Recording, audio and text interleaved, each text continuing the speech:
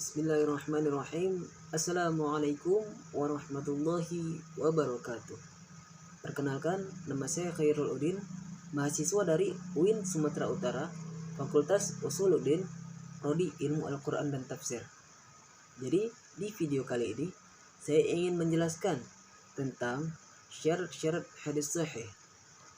Sebelum kita masuk ke pembahasan tentang syarat-syarat hadis sahih, kita harus mengenal dulu apa sih hadis sahih itu.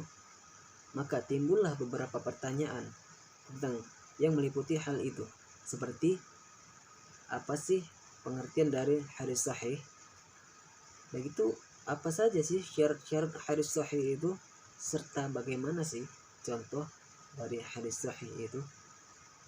Baiklah, kita masuk ke pembahasan. Sebelum kita masuk ke pengertian hadis sahih, kita harus mengenal dulu arti dari kata sahih itu.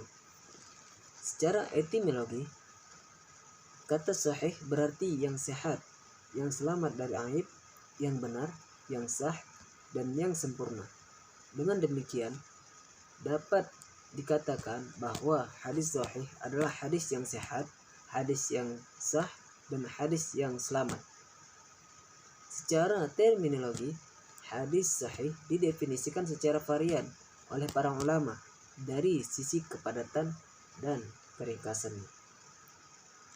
Hadis sahih terbagi atas dua, yaitu sahih li zatih dan sahih li ghairih.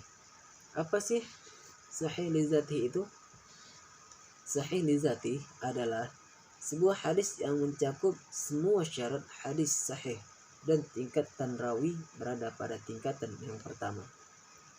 Yang kedua, sahih li ghairi. Apa sih sahih li ghairi itu?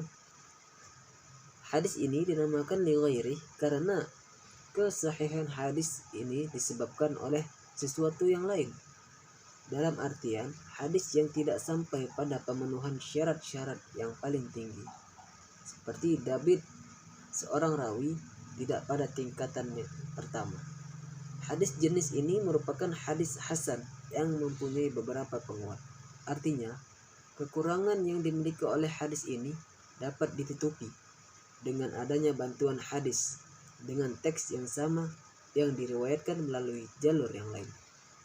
Kita masuk ke bagian yang kedua, yaitu syarat-syarat hadis sahih. Jadi syarat-syarat hadis sahih itu antara lain, yang pertama, sanad hadis haruslah bersambung. Apa sih sanad itu? Sanad adalah rangkaian mata rantai para rawi yang meriwayatkan hadis dari yang satu kepada yang lainnya, sehingga sampai kepada sumbernya. Jadi, ittisal al-sanad atau persambungan sanad atau sanad bersambung, yaitu tiap-tiap riwayat dalam sanad hadis menerima riwayat hadis dari periwayat terdekat sebelumnya. Keadaan itu berlangsung demikian sampai akhir sanad dari hadis itu. Untuk mengetahui bersambung atau tidak bersambungnya suatu sanad, biasanya ulama hadis menempuh tata kerja penelitian seperti mencatat semua nama periwayat dalam sanad yang diteliti. Yang kedua, mempelajari sejarah hidup masing-masing periwayat. Dan yang ketiga, meneliti kata-kata yang berhubungan antara periwayat dengan periwayat yang terdekat dalam sanad. Seperti apakah kata-kata terpakai berupa haddatsani, akhbarana, atau kata-kata lainnya yang telah dijelaskan dalam pembahasan tentang ta'amul wa'ada al-hadith. Syarat yang kedua, seluruh rawi harus adil. Artinya, perawi hadis harus memiliki ketelitian dalam menerima hadis, memahami apa yang ia dengar, serta mampu mengingat dan menghafalkan sejak ia menerima hadis tersebut sampai pada masa ketika ia meriwayatkannya. Ada beberapa cara menetapkan keadilan riwayat hadis yang disebut oleh ulama, seperti berdasarkan yang pertama, popularitas keutamaan riwayat tersebut di kalangan ulama hadis. Dan yang kedua, penilaian dari para kritikus riwayat hadis. Dan yang ketiga, penerapan kaidah al-jarh wa al-ta'dil.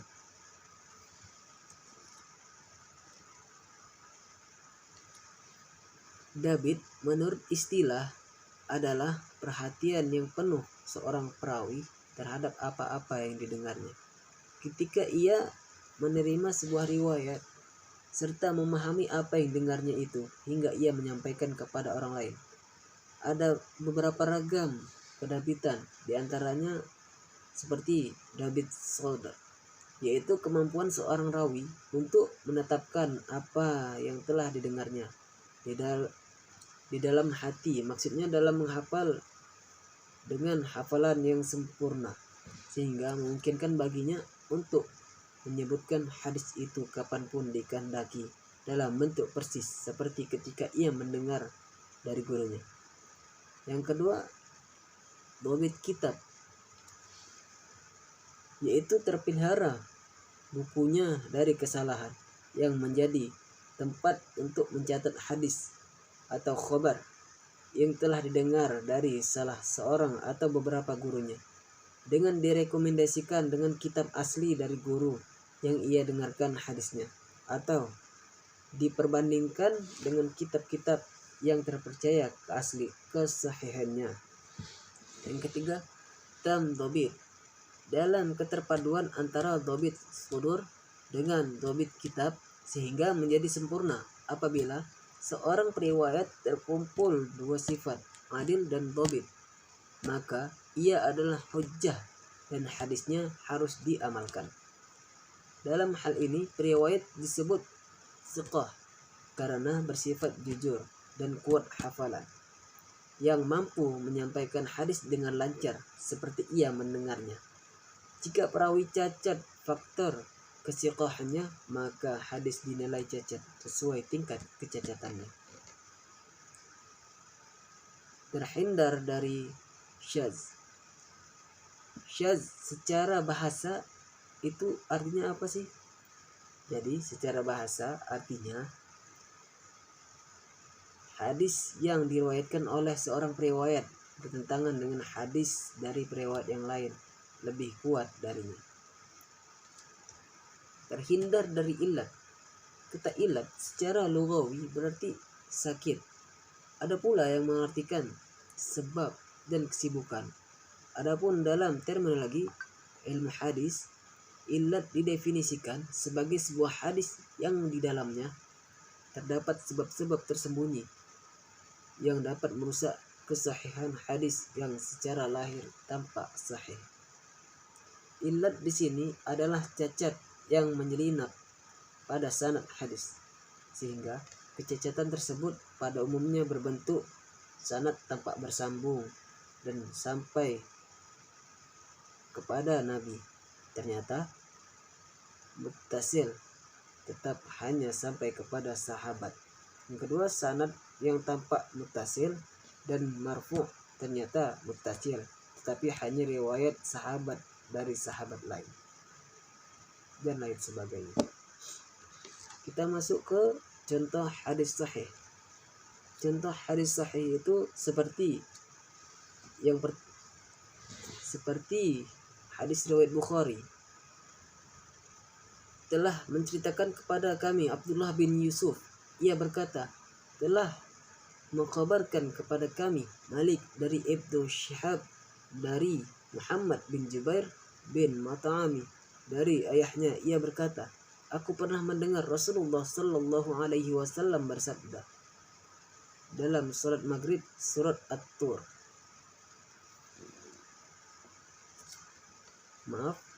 Maksudnya aku pernah mendengar Rasulullah sallallahu alaihi wasallam membaca dalam salat maghrib salat surah At-Tur. Hadis riwayat Bukhari, kitab Azan. Analisis terhadap hadis tersebut. Yang pertama, sanadnya bersambung karena semua rawi dari hadis tersebut mendengar dari gurunya. Yang kedua, semua rawi pada hadis tersebut dhabit, Adapun sifat-sifat rawi hadis tersebut menurut para ulama al-jahru wa ta'adil sebagai berikut.